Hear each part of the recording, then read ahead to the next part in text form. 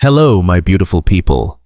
Welcome back to the most complete spoken English course on YouTube, where you learn English without boring grammar, without textbooks, and without stress. Here, you learn by listening to real-life stories and answering simple questions that will boost your fluency. Today's story is called The Day I Made a Mistake with a Prescription. Let's begin. It was a Tuesday morning, and the hospital was already busy. Nurses were rushing through the hallways, phones were ringing non-stop, and patients filled the waiting rooms. I had barely taken my first sip of coffee when I was called into exam room 3. The patient was a middle-aged man named Robert. He looked pale and uncomfortable, holding his stomach with both hands. He told me he had been experiencing sharp stomach pains for the last few days. I reviewed his chart and medical history. Nothing serious stood out. No past surgeries, no known allergies. I performed a quick examination and ordered a couple of routine tests. As I waited for the lab results, I made a preliminary diagnosis. It looked like a bacterial infection. Nothing too alarming. The results came back within 20 minutes. They confirmed my suspicion. I prescribed him an antibiotic, one I'd used 100 times before for similar infections. I handed the prescription to the nurse and went on to see my next patient.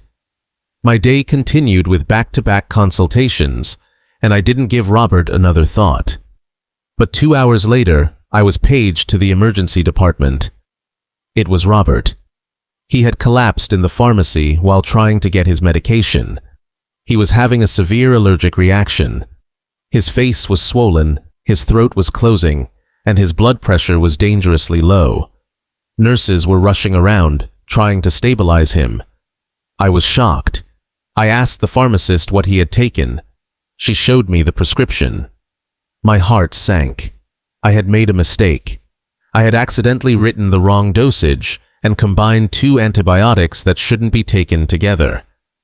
Robert was allergic to one of the components, something that had been mentioned in his digital file, but I had overlooked it while reading his chart in a hurry.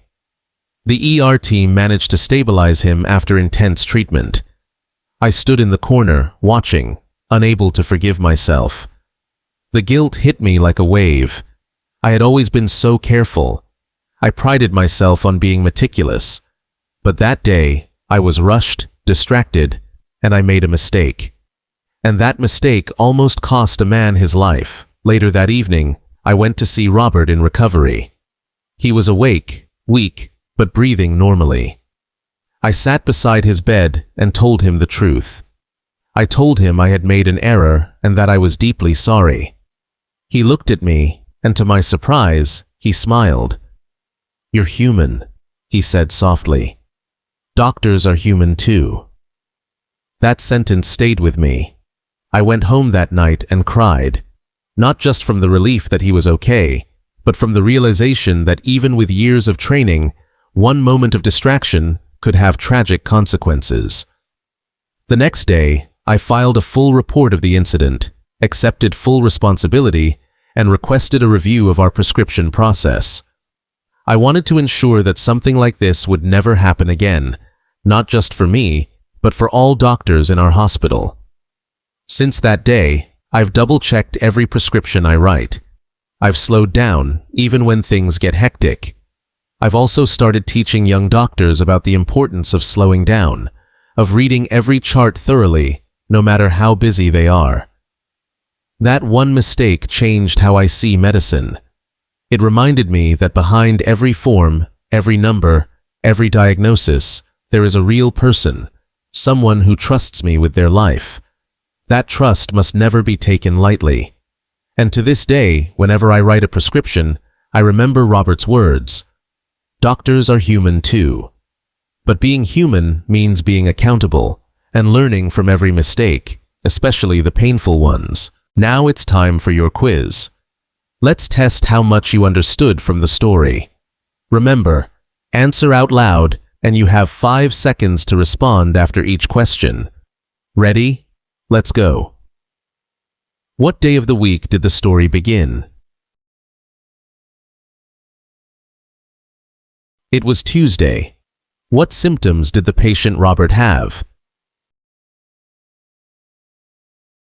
He had sharp stomach pains and looked pale and uncomfortable. What did the initial tests show?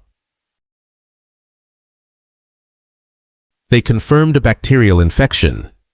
What mistake did the doctor make with the prescription?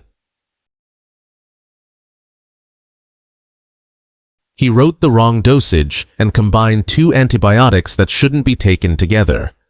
What was Robert's allergic reaction? His face swelled, his throat began to close, and his blood pressure dropped dangerously low. Where did Robert collapse? He collapsed in the pharmacy while trying to get his medication. How did the doctor feel after learning about the mistake? He felt shocked, guilty, and deeply regretful for his error. What did Robert say after hearing the truth from the doctor?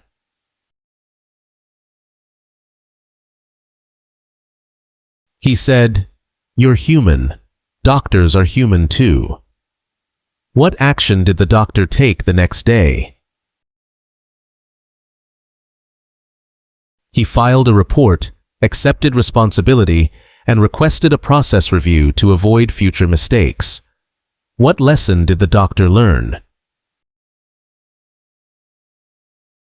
To always double-check prescriptions, slow down, and remember the trust patients place in their doctors. Let's take a look at some important words and expressions from today's story. Prescription, a written order for medicine. Example, the doctor gave me a prescription for antibiotics. Dosage, the amount of medicine to take. Example, always follow the correct dosage on the bottle. Allergic reaction, a strong response by the body to something harmful. Example, she had an allergic reaction to peanuts. Overlooked, failed to notice something important.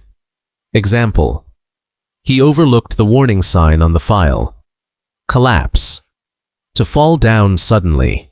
Example, the runner collapsed at the finish line. Meticulous, very careful and precise. Example, she is meticulous about checking her work. Accountable, responsible for your actions. Example, a teacher must be accountable for the safety of their students. Stabilize, to bring someone back to a normal condition. Example, the doctors worked quickly to stabilize the patient. Diagnosis, identification of a disease or condition. Example, the diagnosis was a mild infection. Relief, a feeling of reassurance after something bad. Example, I felt relief when I found my lost keys. Thank you so much for staying with me until the end of the video. You are doing something truly amazing by learning English with real stories that connect with real emotions.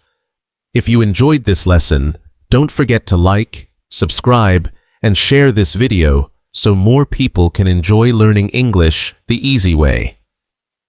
This is Docentes DigitalesTV, where you learn to speak English fast, easy, and with confidence. See you in the next video.